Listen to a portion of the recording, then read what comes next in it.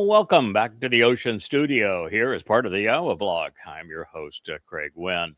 We are delighted to be able to sneak this one in. We've had some turbulent weather these last, better part of a week where it's been stormy. You can see the clouds in the background, and I'm sure, no doubt, can perceive that the palm fronds are being tossed to and fro, and the trade winds. It has been, blusterier than normal, and it's quite cold for us. The highs are in the low 80s and dips down into the mid 70s at night. So this is frigid weather for us here in the islands. But nonetheless, it was clear enough and calm enough for us to return. And I wanted to share this psalm. We're in the 8th of Mizmowr, or our lyrics to be sung of our King Dowd. And this begins with Yahweh's name. It begins Yahweh. And that is the proper pronunciation of the name of God as directed by his Torah, his teaching regarding our Haya existence and even our Shalom restoration. By those words, Eloah, Torah, Haya, and Shalom. Every letter in Yahweh's name is easily pronounced. It is Yahowah. Simple, not complicated. Certainly not something that should be controversial. The fact is that Jews and then Christians and Muslims simply erased God's name. It's well known. It's presented some 7,000 times in his Torah, prophets, and Psalms. He claims that he has but one name. I believe him. When he says, I have one name, that's the one name I want to always be known and remembered by, I think he's telling us the truth. And when he says that his name is based upon the verb Haya, then I think we should know what it means, since Haya means I was, I am, and I always will be. And when he introduced his name, he also conveyed it with my favorite of all Hebrew words, the Hebrew word that began my understanding of who Yahweh is, the very word that led me to become the first person to restore the dignity of Yahweh's name. It is Asher. And come to find out that it's the very term, Asherah, that Yahweh would ascribe to my beloved bride, Leah. It means blessed and beneficial. So Yahweh, Edom, our upright pillar and firm foundation. Now, when we're considering this word, Edom, it is typically rendered as Adon, and then as Adonai by the rabbinical type. And that is because they don't want to ever say Yahweh's name. They just want to call him my Lord. And Adon would convey the idea of Lord. And it, there are aspects of Lord that are really inappropriate, and there's aspects of the word that are appropriate. It is used throughout the Torah, prophets, and Psalms. And I have typically rendered it as Edom when directed towards Yahweh. And that is because Edom is described in the Torah as the upright pillar and the firm foundation of the tabernacle. And so he is those things. He is our upright pillar. He is the firm foundation of the tabernacle, the home of the restoring witness. And so that makes perfect sense, and that's how it is used throughout the Torah.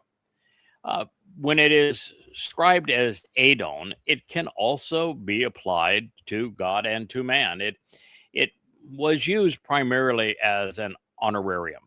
So if somebody is saying, my Lord, they're speaking of either a superior in terms of overall prestige or rank or influence or position.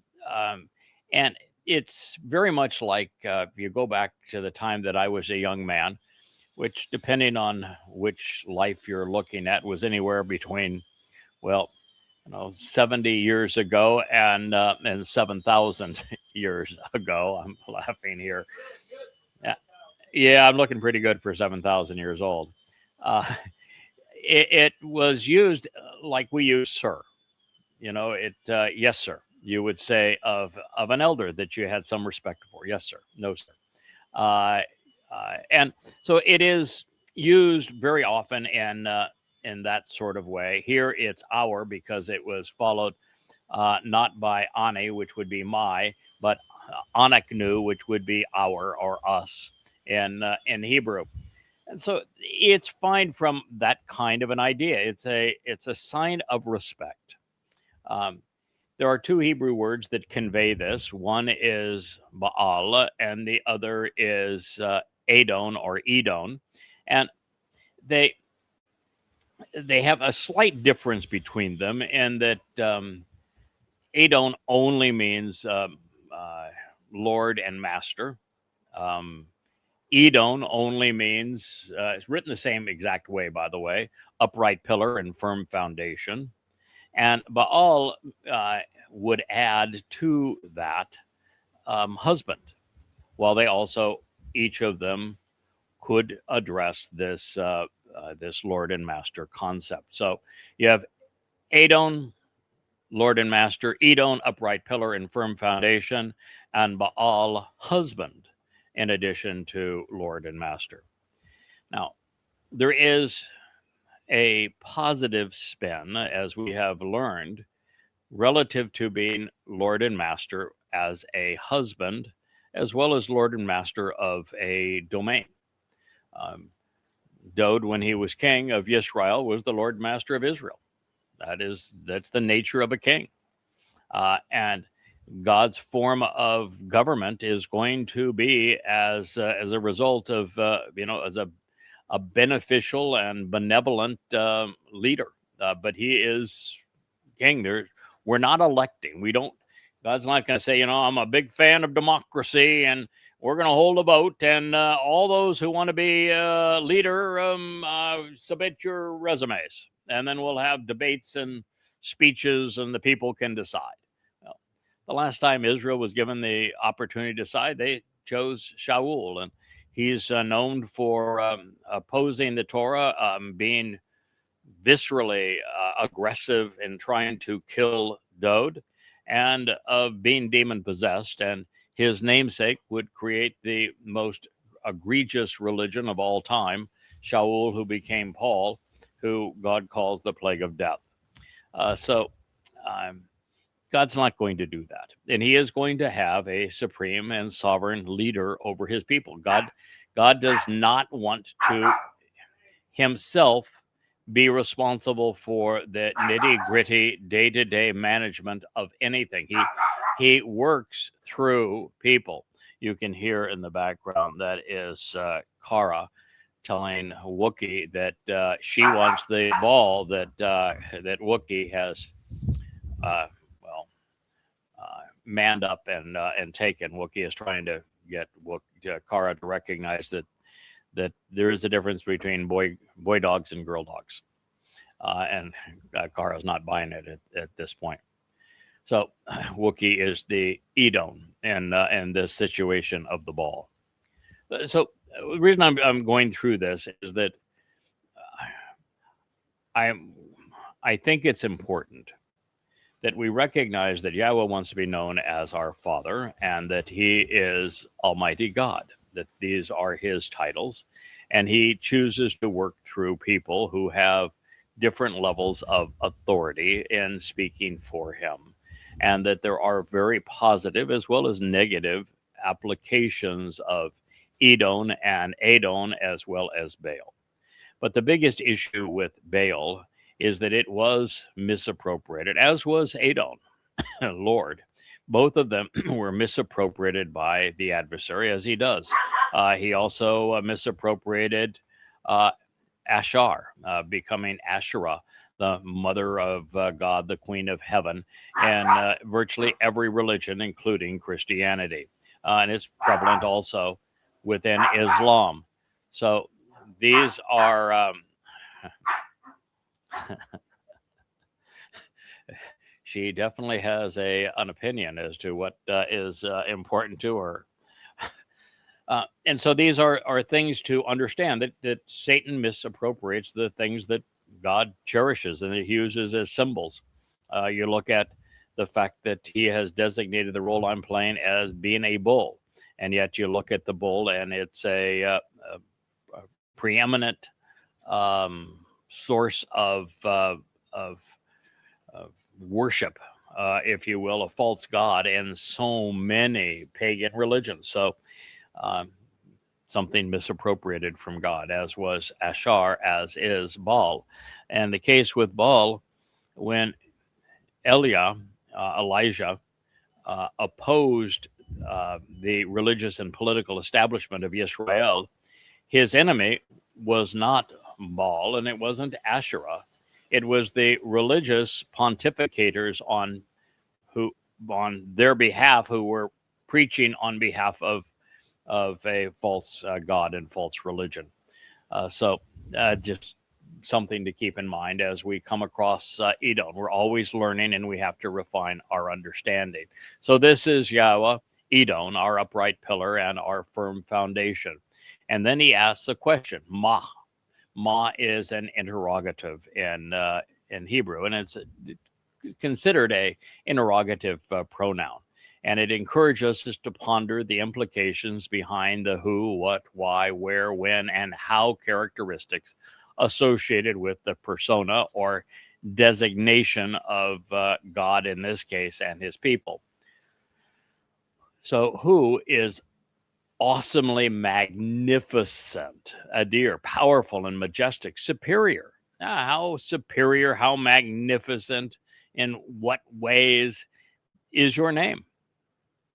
So we've been told Yahweh is God's name, that he is the foundation and the upright pillar of our lives, and that according to his beloved Son, his name is Adir, awesomely magnificent, powerful and majestic, superior and splendid, stately and sovereign, noble and beautiful, desirable and grand, suitable and powerful, recognizable and deserving our respect. So, why did rabbis erase it? Why won't they say it? Why doesn't it appear in their Talmud or in their Zohar? If the New Testament is from God, which it isn't, why isn't God's glorious name appear anywhere in it? If you don't know the answers to those questions, then you're a really lost soul. You are one of those beguiled by religion. And he says, he concludes this in the entirety of the material realm and in the land. So we're being told by Dowd, who wrote this psalm, that Yahweh, our upright pillar, the firm foundation, that he is saying in so many ways, the how, the where, the where, the why, the when, the what of your name is awesomely magnificent. Everything that we could ponder regarding your name, Yahweh, is desirable, beautiful, noble, deserving of respect, and is easily recognizable. And that is true in the entirety of the material realm. Mizmowr lyrics to sing Psalm 8:9. So this is not only the first step towards knowing who we are and why we are here, where we are going and how we're going to get from here to there.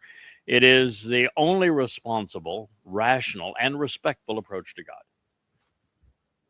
If you do not know his name, if you do not use his name, if you do not celebrate his Shem, then I can tell you for certain, you do not know him and he does not know you. If you are using another name for your God, you are being disrespectful. You're being annoying to the one true God, and you're wasting your soul. So thanks to Dowd, we continue to learn and grow in our relationship with Yahweh. to the enduring guide and everlasting director, based upon the Yetheth, the winepress. There is a Mizmowr, melody and lyrics by Dowd the beloved. So what I'm doing now is, for your edification, I'm going to go through the entirety of the 8th Mishal as a review, because we started it probably some weeks ago. And it is from Dowd, who is the beloved. It is about the winepress. Now, the winepress is not just something that he thought he would throw in and say, well, you know, that's symbolic of something or other. And in his case, we know that before he wrote this Mizmowr, he had a problem with a little too much wine. That's what got him into trouble. But it's the winepress that also resolved that problem.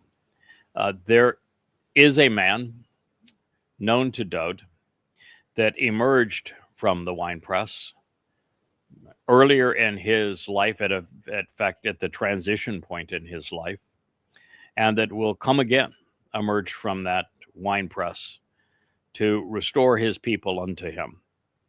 The winepress in this case speaks of Obed-Edom. Obed-Edom is the man who, when a individual tried to impose his influence over the movement and direction of the Ark of the Covenant, as it was being moved into Jerusalem for the first time, to set on the Temple Mount, now that Dowd had acquired it, and he had built the city of Dowd out of Jerusalem, that it was being pulled by a bull, because it's a bull, the symbolism of a bull, that's going to restore the Ark of the Covenant in its proper place prior to Dowd's return and anointing it on Yom Kippurim. And that was interrupted.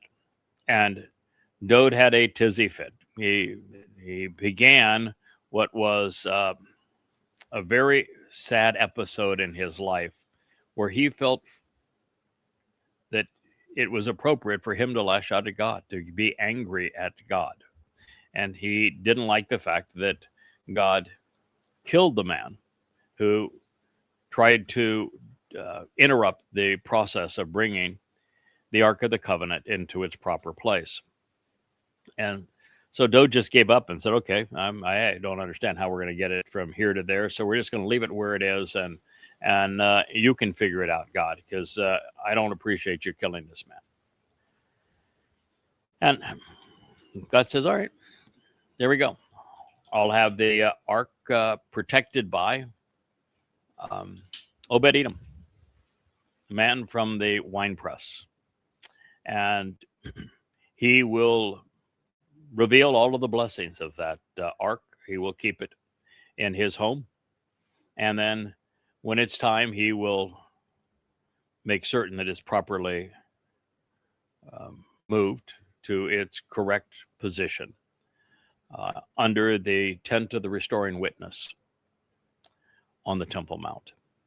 Just as Obed-Edom, as the man from Edom, the man from this winepress, will do the same thing according to Yeshayah, Isaiah, as he presents the man from Edom through whom many are saved, in the 63rd chapter of Yeshayah.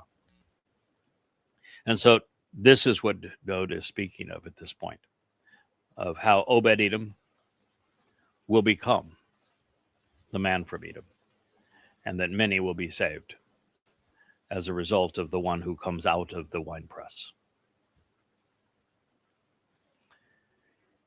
Yahweh, Edom, our upright pillar, our firm foundation. How awesomely magnificent, superior and sovereign, desirable and recognizable, a dear, is your name.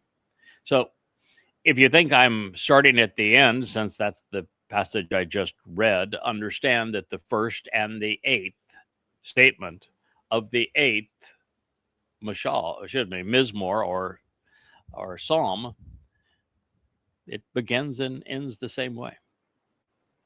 It's Dowd's way, perhaps, of saying just as Obed-Edom resolved the issue of the Ark of the Covenant and made certain that it was brought into Jerusalem and placed under the tent of the restoring witness at the proper time and the proper way, by the way, on Teruah.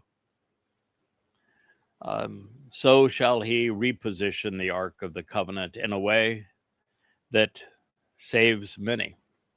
On Teruah, 3,000 years later, we're going to come full circle. So just as he is announcing that the firm foundation that Yahweh provides reveals that his name is awesomely magnificent, sovereign, desirable, that it is recognizable and it should earn our respect. And that's how he begins. That's how he ends. It's a wonderful bookend for one's life, is it not? Throughout the land and the material realm, which to show the way to the benefits of the relationship, you and I have chosen to bestow your glory. Beyond all of the spiritual realm, Mizmowr 8:1. You see, Dowd is Yahweh's representative on earth. He is called Elyon in the 89th Mizmowr, Dowd's song. And as Elyon, he is God's influence and representative on earth. And it is Dowd who, by fulfilling Pesach, Matz, and Makurim, became the one who showed the way to the benefits of the relationship, Ashar. And as a result, Dowd is acknowledging that you and I have chosen to bestow your glory. Nathan, Hod, Atah, written in both the cohortative, first-person expression of volition, and the imperative, second person, so that they are of like mind. This is what they both want. And this is a marvelous recovery from what Dowd was headed to at this point and ultimately recovered. So you and I have chosen now to bestow your glory beyond the spiritual realm, so that it's known here on the earth. Mizmowr 8:1. Out of the mouths and oral expressions of children and infants, you have laid a foundation of power and strength which can withstand anything. I laugh because, I am either 7,000 years old or 70 years old, depending on which iteration of my life you want to focus on.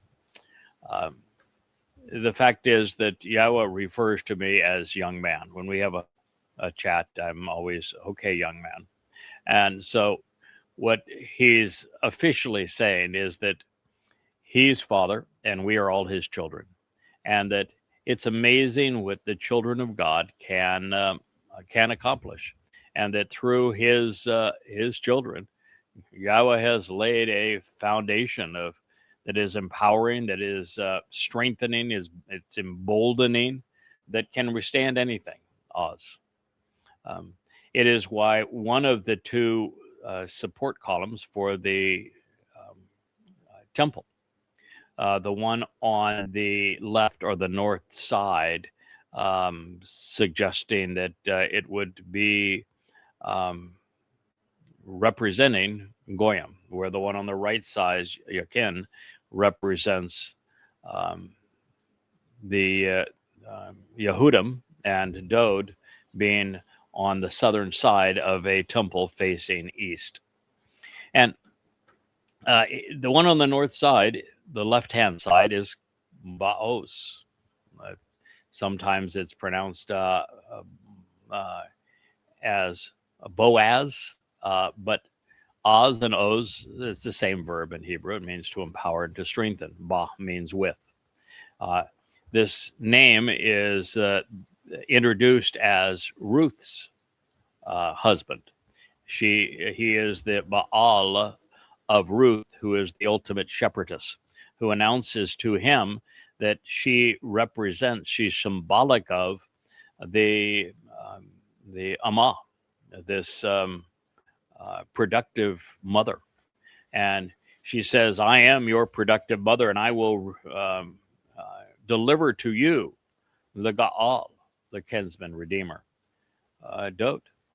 And so all of this blends together to have an understanding of how the foundation of power and strength, which can withstand anything, Oz is also conveyed in Boaz and related to the story of Ruth and the very husband of the Amah, who we later learn is also Leah.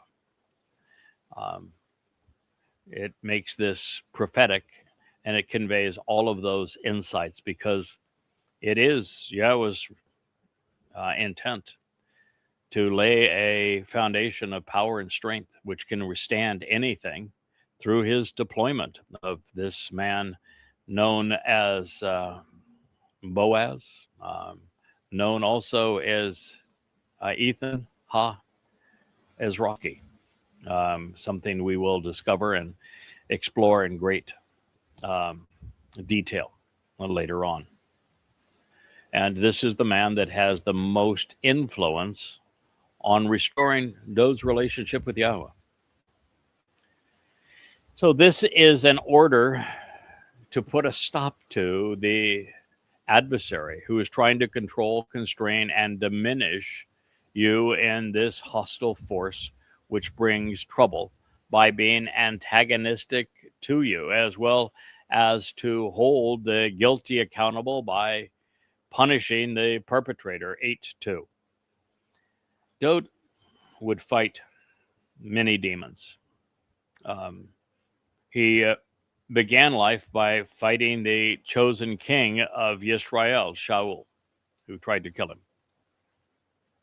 He would then fight many of Israel's adversaries, fighting defensive battles to protect his people. But the greatest demon that Dowd had to confront was himself. He lost his way.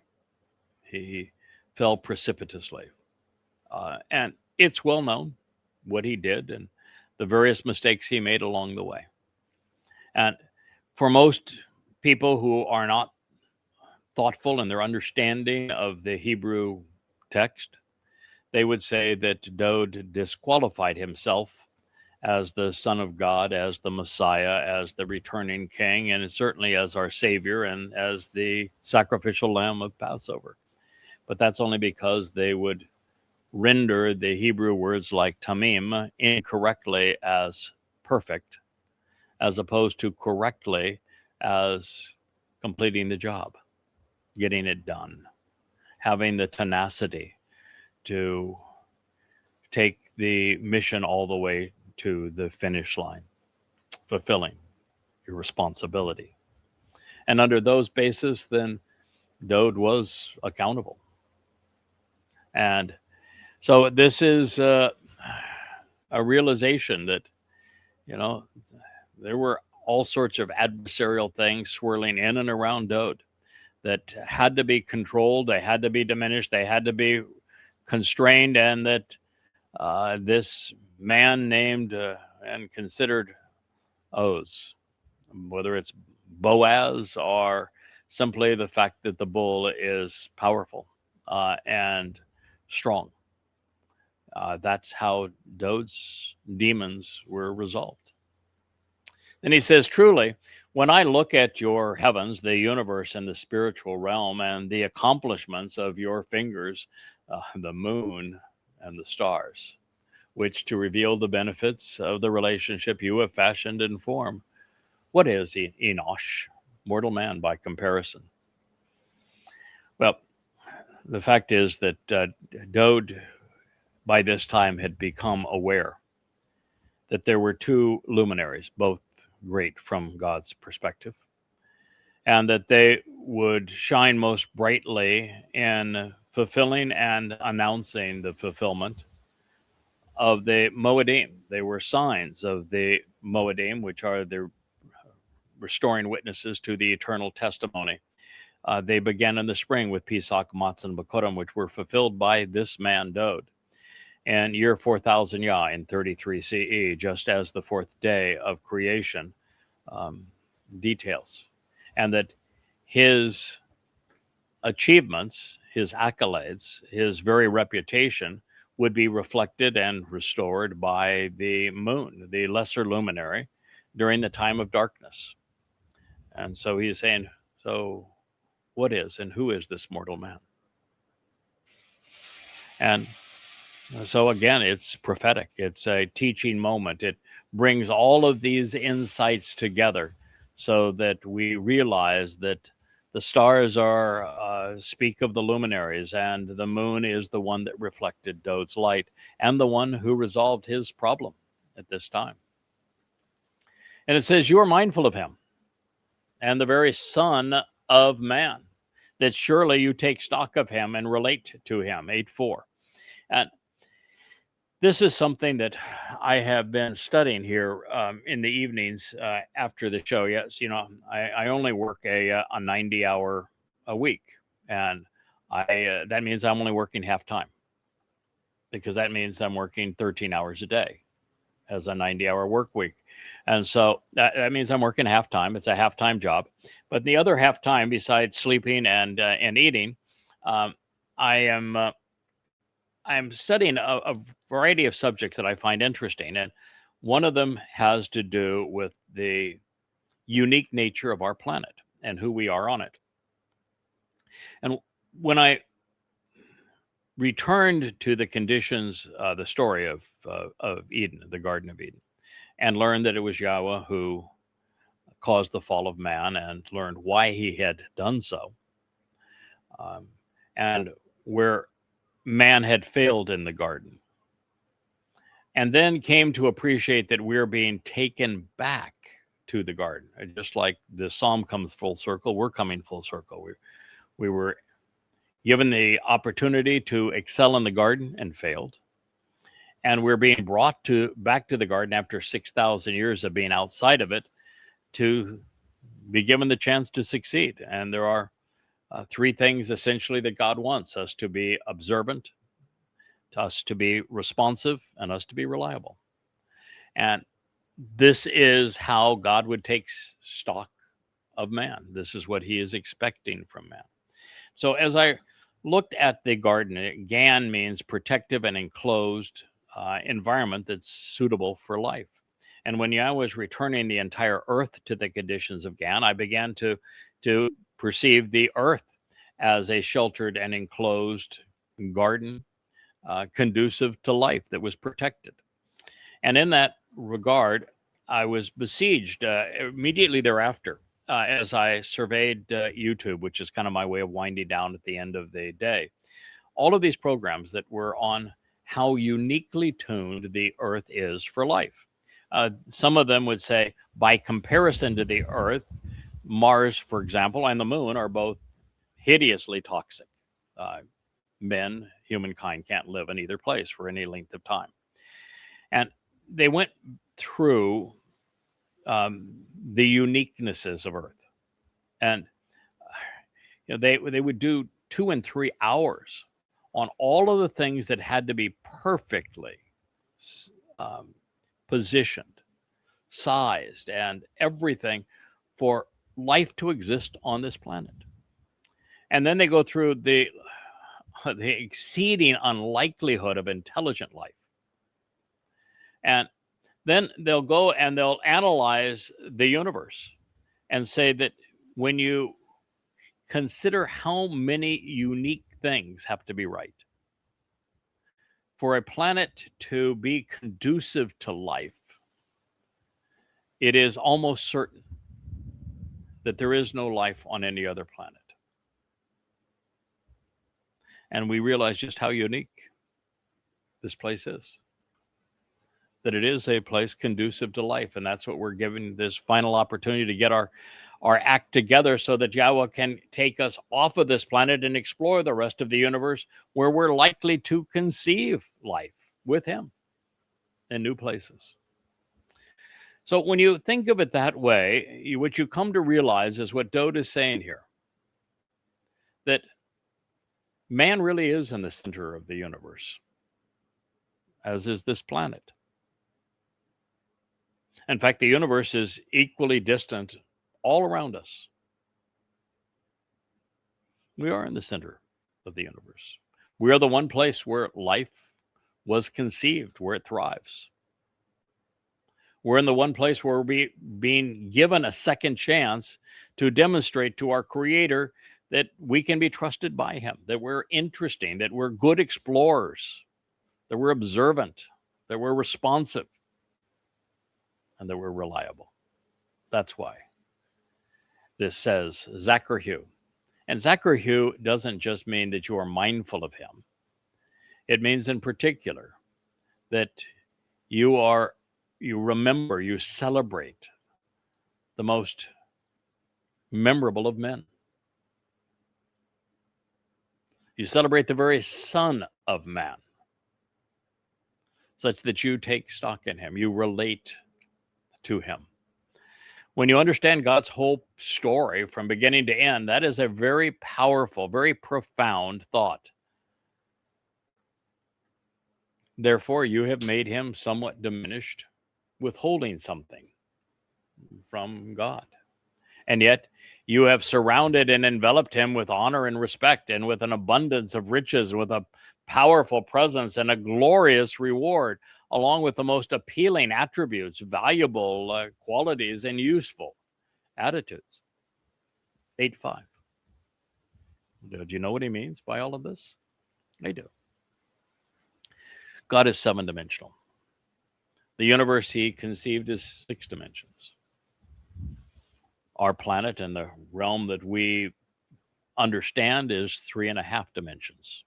We have up, down, right, left, back and forth. And we can maneuver in those 3 dimensions in the ordinary flow of time. The 4th dimension. 3.5 dimensions is what we're in. God is 7-dimensional. So we have been created as a diminished version of Yahweh.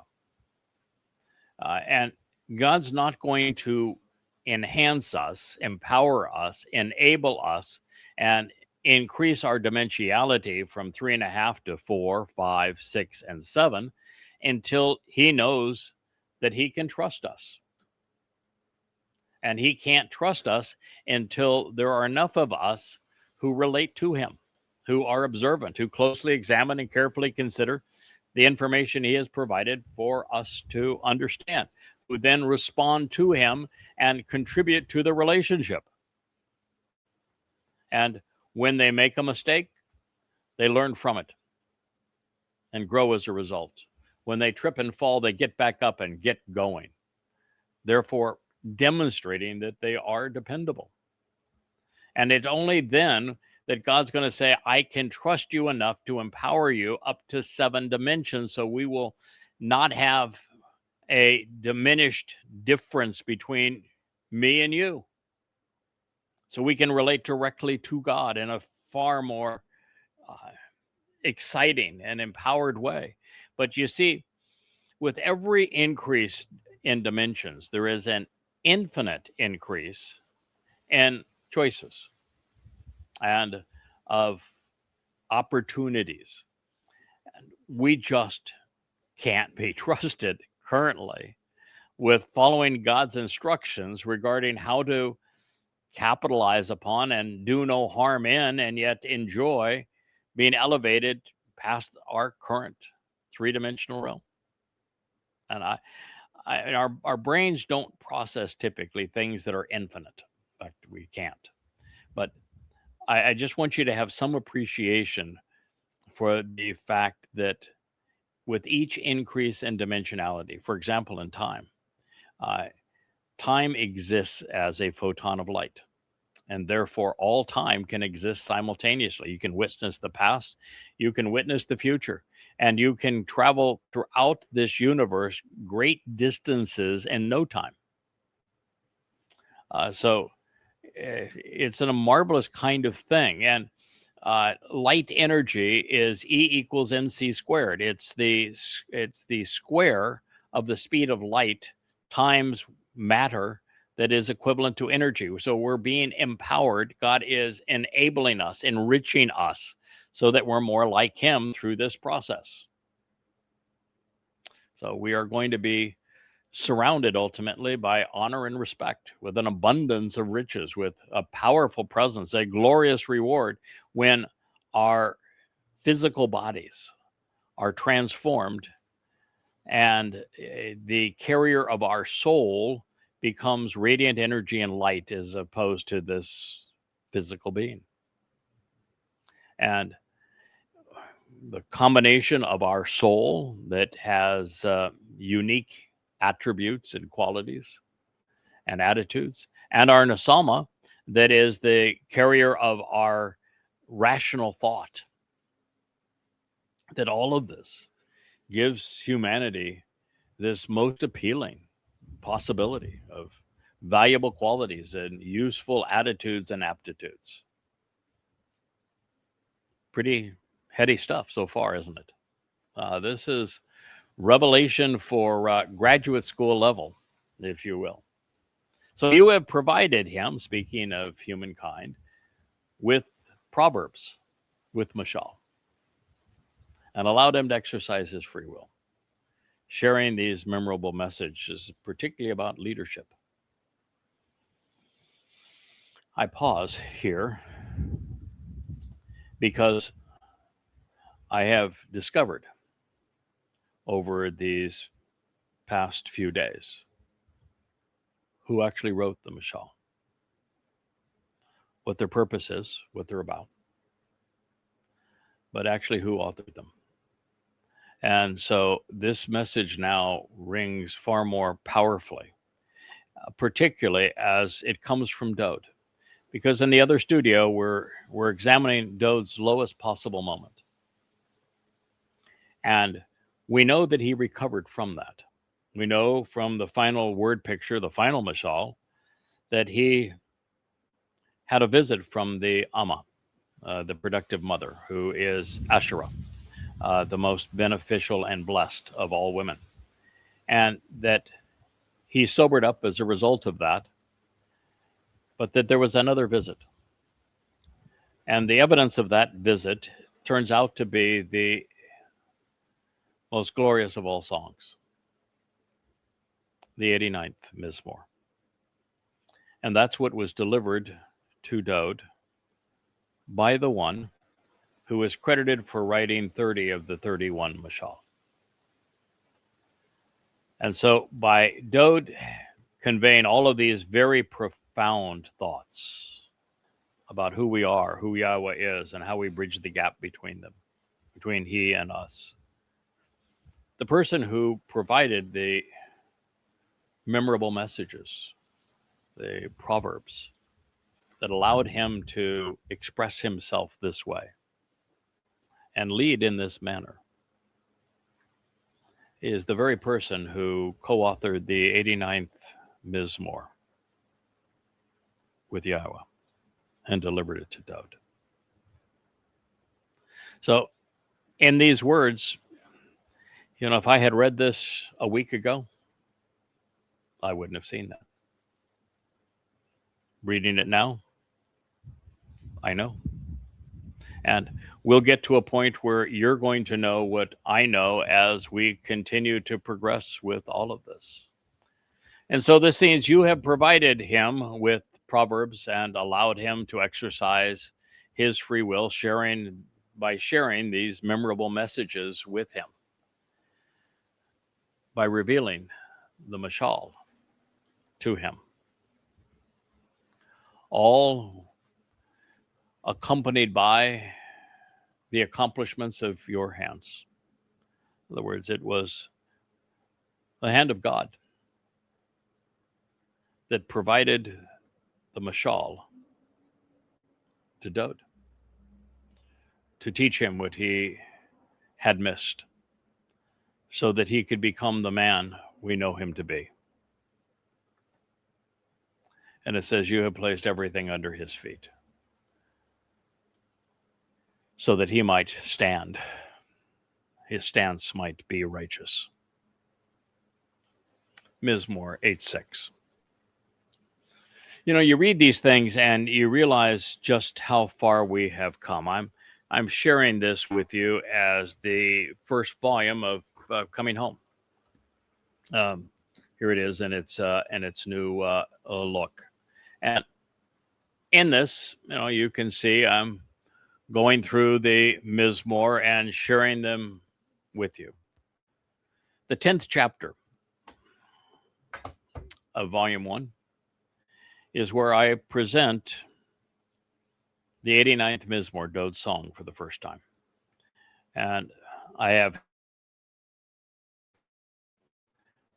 recap every other time that I've referenced it throughout the Yada Yahowah series, which is very frequently. And my friends, we're going to return to it, particularly after we come to know who co-authored it with Yahweh and what the purpose of it actually is. But as I shared it here, I didn't know 6 years ago when I wrote this for the first time. 6 years ago, I didn't know 1% of what I know now. And 6 years ago, when I wrote the first volume of Coming Home, you know, I had already invested 18 years of 12 to 14 hour days, 6 to 7 days a week, and translating Yahweh's testimony and coming to know him. But we have become the result of what God wants most of all from us, to be observant. The more we observe his message and contemplate what he has shared with us, the more we know. The more we know and make connections, thoughtful, rational deductions, the more we understand. And knowledge and understanding are foundational in the sense that when you have a little, you can make the next step, but it's going to be a baby step. You know, we know enough in kindergarten to to wash our hands before snack. You know, we don't know a lot. First grade, we're beginning to learn an alphabet and maybe some simple math, but we're not ready for algebra and trigonometry and geometry or calculus or any of those kinds of things. You know, the history might be what mom and dad did yesterday, as opposed to what happened 3,000 years ago and how it influences our lives. The more we learn, the better we're positioned to understand, although I think it's less than a tiny fraction of 1% of people who become scholars and know a lot that actually transition to the full benefit, which is understanding. And the more you understand, the more you're capable of understanding. So the floodgates really open after a while, and that's where we are. I was chatting with Rich and Leah just before this program, and Leah is championing the idea of a early harvest of us leaving in 100 days on the 22nd of May, 2026 of this year. And I said to her that then I can't finish the job, because at this point I need to conclude the book I'm presently writing and share that with you as part of the Yahowah blog. And it's profoundly important. We're well into it at this point, and you know, within weeks we'll probably reach that result. But then it's, I think, vital that we complete the portions of Yeshaya, Isaiah, that we have not dealt with yet. There's, I don't know, probably 10 chapters. So that's a volume in itself. And then there's a lot that we have not yet analyzed in what's considered to be the minor prophets. There's more of Zephaniah. There's more of Yow'el. There's more of Zechariah. all to be deduced and shared, which is every bit of a volume. And, the resulting Yada Yahowah vlogs that would be derived from it. And then now that we have learned more about the origin and the purpose and the timing of the mashal and how they overlapped the last 4 years of Dowd's life and the first 4 years of Solomon's reign as king, and therefore Solomon from the time that he would have been 8 years old to the time he was 12. That this, well, actually, from the time that he was 16, first 4 years of his reign, and last 4 years of Dowd's first of 3 lives. So 8 to 16 on Solomon. So now that I've come to understand that, I want to share everything that can be deduced from the Mizmowr. I've done, but with limited understanding. I know 6, 7, 14, and 31. But snippets from others, but there's a lot there. We want to share that. It would be at least 3 volumes. So can I write 5 or 6 volumes over the course of a little more than a year? Probably not. But I can get a lot closer. Feel a lot more comfortable having completed the job. So I'm hoping for a later withdrawal. Well, I think my wife would be happy if we left within the next 100 days. And one of the things I have shared with both Rich and Leah, and I'm going to share with you now, I think that the only way for the earlier harvest to occur is for one of 2 things to happen, and it has to happen really within the next month. One is that either Israel or the United States, or collectively both Israel and the United States, attack Iran again. The result is going to be quite different than the last time, if that occurs. Israel is going to get pummeled. The United States is going to face a catastrophic loss as well if the United States engages. And Israel and the United States are both going to look for a way to sue for peace. And with the united Islamic world, the only thing that they would accept is a Islamic state carved out of the heart of Israel that makes Israel's ongoing existence impossible. And therefore, the state of terror that thins Israel at the waist would transpire within weeks or months of that attack, and therefore put everything in place for an early withdrawal. The second is that Trump, who has destroyed the reserve currency status of the US dollar by weaponizing the dollar, and who has infuriated the entire world, showing that the United States is a belligerent bully who cannot be trusted, has empowered the BRICS nations, particularly China, but also Russia, India, and Brazil, to the point that they have gone full speed ahead at creating a competitor to the dollar in international trade. And it's gained so much steam that the dollar has gone from about 99% of all international trade down to below 60% just recently. And the U.S. debt can no longer be funded. The only way to create the illusion of solvency is by printing boatloads of money through quantitative easing, destroying the value of the currency and making it even less desirable for anyone to actually buy a bond.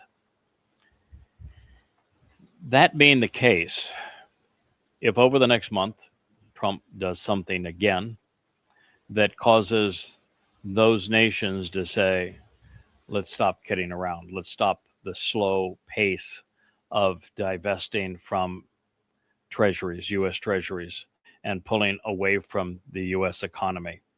And that's happening at a very fast rate now in Canada and in Europe and in Japan and Australia. Almost all of America's allies are pulling away from the United States and from U.S. Trade ties. Now, that comes to a crisis. We can't fund our debt. At that point, Saudi Arabia is going to want to make a deal. They've already started to sell vast amounts of oil and currencies other than the dollar. Their largest customer is China, and they sell oil to China in the yuan. And they do business with Russia in their dollars and each of their currencies. But the only way to prolong, even for a brief time, the illusion of U.S. solvency through the reserve currency, which is the only way that the U.S. has been able to create these massive deficits without appearing bankrupt, is for Saudi Arabia to play along a bit longer. And if Saudi Arabia plays along a bit longer, they're going to be quite demanding. The last time they demanded that the U.S. defend Saudi Arabia against all foes under all circumstances with the U.S. military, that we give them access to our most advanced AI chips and artificial intelligence, that we provide them with nuclear power and nuclear technology, and that we give them hundreds of billions of dollars of our most advanced weaponry. But they're not going any further until we give them Israel. And Trump is now in a position to give them Israel on a platter. And if those things happen, then we're also in place for an earlier harvest. So either one of those two, you can watch what happens over the next 60 to 90 days and know whether or not it's May 22nd of this year or the 11th of June of next year. All right, I want to share that with you because I know a lot of people are interested in the timing. So this goes on to say, flocks of sheep and thousands of yes, an intelligent bull. Aleph speaks of intelligence. It is the Hebrew word for 1,000. It is the Hebrew word for bull. It is the Hebrew word for intelligent. Shoneh is the Hebrew word for sheep, for a flock of sheep. So there will be sheep, and there will be a learned bull, and they will work together along with the wild animals that are in the open realm, the beasts, if you will. The birds of the sky, the fish of the sea. Fish of the sea is really correctly translated that it is that which creates enrichment and empowerment from the sea. And the Shipur would be that which flies. So this is the lambs and the most intelligent of bulls. Both of them, all of them, along with the various living beings from the open environs. That which can fly and that which is empowering and enriching from the sea are all extended by way of the sea, by way of a goyim. Mizmowr 8:8. Yes, indeed, that's quite insightful. God's going to make all of this happen through his lamb on Passover, through the bull on Teruah, and there will be many living beneficiaries who will be brought from the open environs, and that as a result, some will fly and others will be dramatically increased, all as a result of what Yahweh has extended from the sea. And Abar also means by way of Passover and by reaching out and taking us to the other side. So that was 8:8. Yahweh, Edom, our upright pillar and firm foundation. How awesomely magnificent, beautiful, and desirable, recognizable, and deserving of respect is your name in the entirety of the material realm and of the land. Mizmowr 8:9. Beautiful, isn't it? Tells us exactly what we need to know. And so with that, I'm thinking maybe it's best that we postponed the next Mizmowr, which is beautiful. It's the 9th. It will be the final Mizmowr in the last chapter of this volume. And we'll save it to our next program here from our ocean studio. We have survived. We haven't been rained on. We haven't been blown out. It's getting a little bit more stormy out there. So I'm just so delighted we were able to get this program in. And we'll return to this and cover the Mizmowr 9 in our next episode here from the ocean studio. Later today, we're going to return to really the depths of hell, to the most horrid moment of our king's existence, so that we have an appreciation of how far he rose after he had fallen. And we'll do that late this afternoon. So thank you for listening. It was a joy to be here with you as part of this program. Good day.